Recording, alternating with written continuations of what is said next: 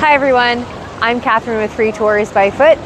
Today I'm in Bryant Park as a part of our continuing series on women in New York City. We're here visiting this fountain.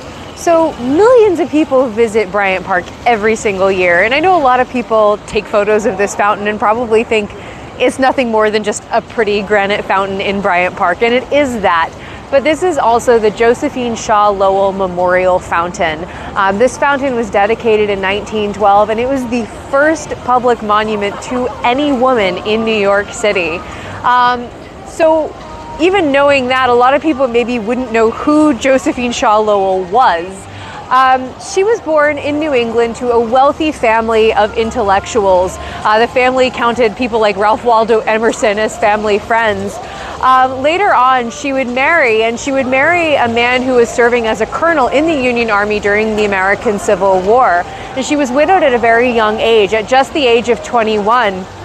But after the Civil War, even though she actually would technically remain in mourning and wore black for the rest of her life, she did not just sit around.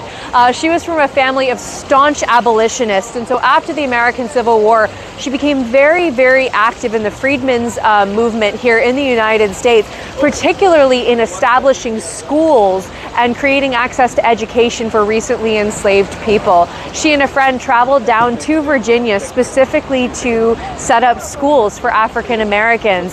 When she returned here to New York City, which was where her family was living at the time, she then became very focused on the problems here in New York City. And New York had a wide range of social problems at the time.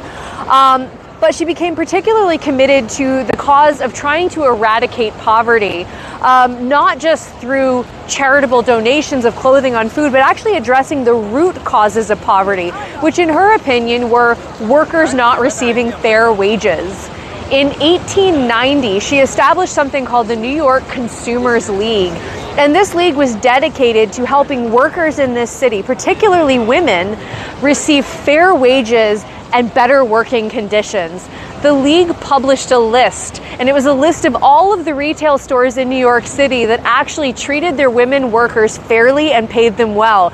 It started off as a very short list, unfortunately, but later on the list would grow, and the league encouraged people to boycott businesses that were not on the list and patronize the ones that were, to try to help improve working conditions for the women in New York City.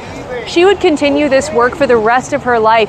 When she ultimately passed away in 1905, hundreds of people attend her memorial, and she had over 50 people eulogize her. And just a few short years later, in 1912, this fountain was dedicated to her, the Josephine Shaw Lowell Memorial Fountain, the first public monument to a woman in New York City.